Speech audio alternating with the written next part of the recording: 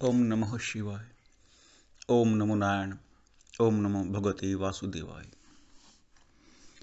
तुलसीदास जी कहते हैं, राम कथा मंदाकिनी नदी है, सुंदर चित्रकूट है और सुंदर स्नेही जल है, वन है, जिसमें श्री सीता जी विहार करते हैं। श्री रामचंद्र जी का चरित्र सुंदर चिंतामणि है और संतों की सुबुद्धि रूपी स्त्री का सुंदर श्रृंगार है। श्री रामचंद्र जी के गुण समूह जगत का कल्याण करने वाले और मुक्ति, धन, धर्म और परमधाम को देने वाले हैं। ज्ञान, वैराग्य और योग के लिए सद्गुरु हैं और संसार के भयंकर रोग का नाश करने के लिए देवताओं के वैद्य अश्विनी कुमार के समान हैं। ये श्री सीताराम जी के प्रेम के उत्पन्न करने के लिए माता पिता हैं और संपूर्ण व्रत, धर्म और नियमों के बीज हैं। ये तुलसीदास जी श्री रामचरित्र की, राम कथा की बात कर रहे हैं। राम कथा में सबसे प्रमुख श्री रामचरित्र ही सर्वोपरि है, अर्थात भगवान श्री राम का आदर्श और जीवन कैसा रहा। आगे कहते हैं, पाप, संताप और शोक का नाश करने वाले तथा इस लोक और परलोक के प्रिय पालन करने वाले हैं। विचार, ज्ञान रूपी राजा के शूरवीर मंत्री और लोभ रूपी अपार समुद्र के सोखने के लिए अगस्त्य मुनि हैं। इस पंक्ति में ये कहते हैं तुलसीदास जी, पाप, संताप और शोक का नाश करने वाले हैं। तो पाप क्या होता है? कर्म जो धर्म के विपरीत है वो सब पाप है। धर्म के विपरीत आलस्य भी है, क्योंकि आलस्य से आपके शरीर का नष्ट होना स्वाभाविक है और आप अपने लक्ष्यों को प्राप्त नहीं कर पाते। जब आप आलस्य करते हैं तो समझो आप एक पाप कर्म कर रहे हैं, एक नकारात्मक कर्म है, नेगेटिव ऊर्जा है जो आपको पता भी नहीं चलती और आपके माध्यम से कर्म भी होता है। तो राम कथा को सुनने से आपके अंदर उत्साह जागता, उल्लास उत्पन्न होता, प्रसन्नता उत्पन्न होती है, अर्थात आपके पाप नष्ट होते हैं। संताप और शोक का नाश करने वाले। संताप का मतलब मन में कोई दुख चल रहा है और आप उसे किसी से कह नहीं पाते, चुपचाप उस दुख के साथ जीते जाते हैं, तो वो संताप होता है। वो दुख संताप कहलाता है। उस संताप को राम कथा नष्ट करती है। भगवान श्री राम का नाम जप, राम राम और राम कथा का श्रवण, रामचरितमानस का श्रवण सुनना तो संताप को नष्ट करता है। और शोक का नाश करने वाले। शोक क्या है? किसी स्त्री के कारण मन में बहुत व्यथा, दुख उत्पन्न हो जाए, आपको किसी से मोहब्बत हो जाए, प्रेम हो जाए, इश्क हो जाए और वो आपको ना प्राप्त हो, आपको छोड़ करके चली जाए। ये पत्नी भी हो सकती है, प्रेमिका भी हो सकती है, या किसी का कोई माया जाल भी हो सकता है। किसी ने आपको षड्यंत्र के तहत लूटने के लिए आपको शिकार बनाया हो और आपको ऐसी स्त्री से प्रेम हो गया हो, तो उससे जो दुख मन में उत्पन्न होगा उसका नाम है शोक। तो पाप, संताप और शोक को नष्ट करने वाले तथा इस लोक और परलोक के प्रिय पालन करने वाले हैं। कौन? श्री राम के नाम। तो इस लोक और परलोक के प्रिय, इस लोक में तो आप जानते हैं, इस समस्त पृथ्वी लोक पर आप घूमते फिरते हैं। तो वो परलोक क्या है? जब आप इस शरीर में नहीं थे तो कहीं ना कहीं तो थे, ये मालूम नहीं।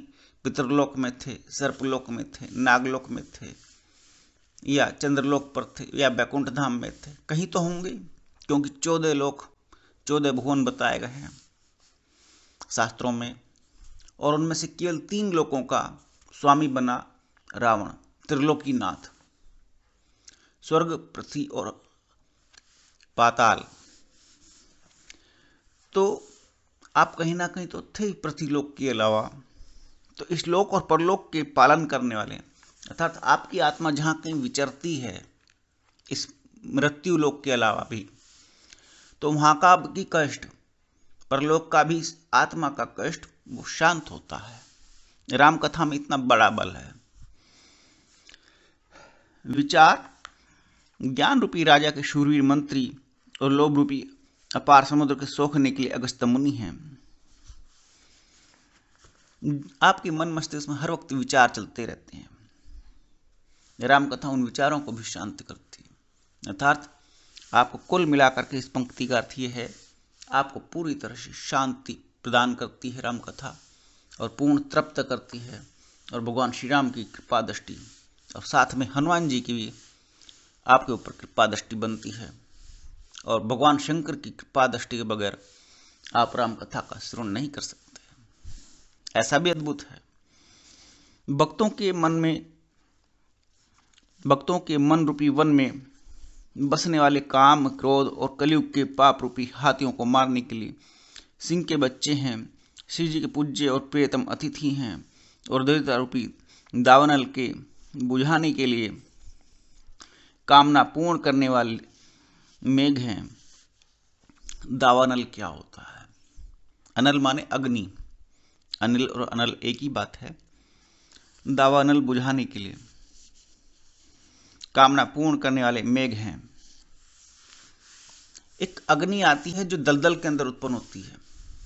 दलदल में एक अग्नि होती है। दलदल आपने सुना होगा, जहां ना तो मिट्टी है, जमीन है, और जहां ना पानी है, अर्थात दोनों का मिक्सचर है, मिश्रण है। ऐसा एक अद्भुत स्थान पृथ्वी पर देखने को मिलता है। अगर कोई उसमें घुस जाए तो बचना बड़ा मुश्किल है। वो डूबता चला जाता है, दलदल उसको नीचे खींचता है। बहुत जबरदस्त प्रबल तरीके से दलदल उसको खींचता है। दलदल मृत्यु का एक समूह है जो किसी भी प्राणी को अपने अंदर खींच लेता है और गायब कर देता है। ये पृथ्वी पर रेगिस्तान में भी पाया जाता है और रेतली जमीन के ऊपर भी पाया जाता है। जहाँ कहीं नदी रही हो, नदी के आसपास का इलाका भी दलदल बन जाता है कई बार, क्योंकि नमी बहुत होती है।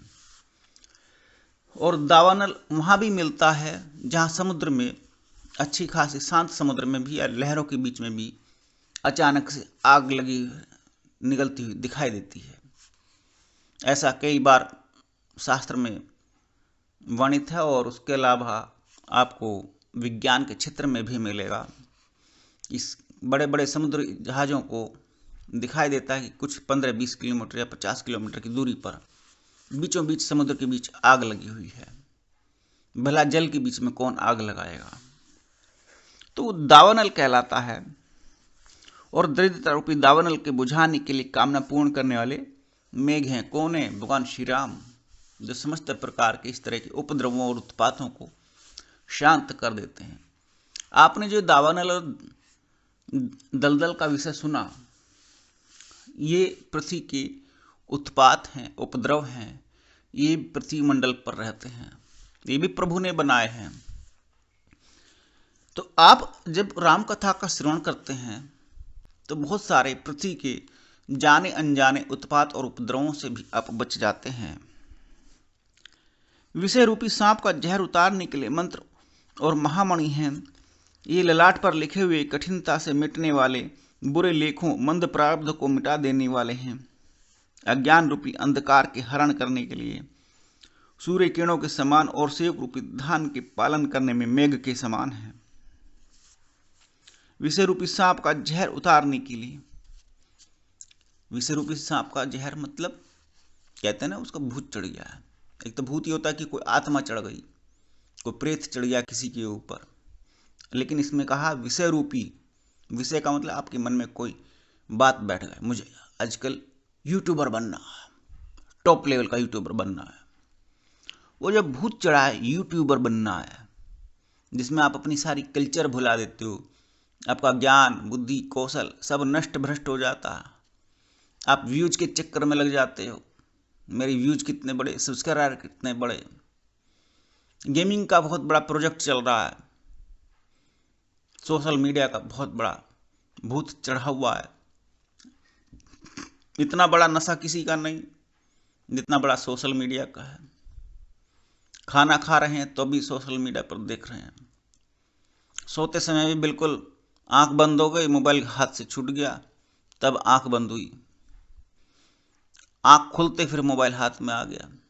सामने वाले की बात भी नहीं सुन रहे, मोबाइल चल रहा है लगातार। ये भूत है, विषय रूपी सांप का जहर है। ये सोशल मीडिया का जहर है, ये यूट्यूब का जहर है।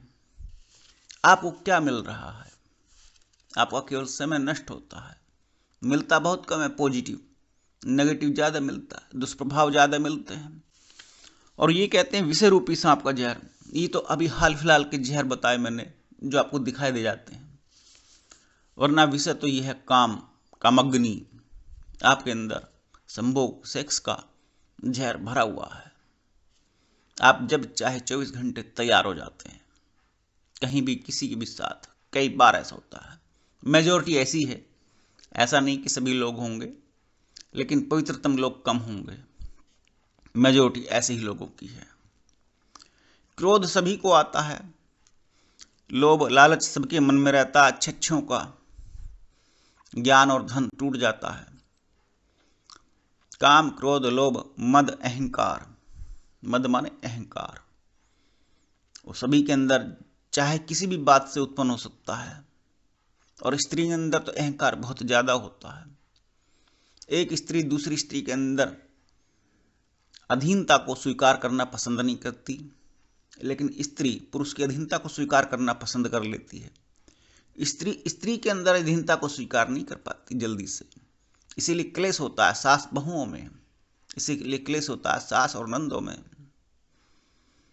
बहू और नंदों में क्लेश होता है बहुत सारे। इसीलिए सोतन में क्लेश होता है। औरत ही औरत की दुश्मन नजर आती है, क्योंकि अहंकार की प्रबलता है।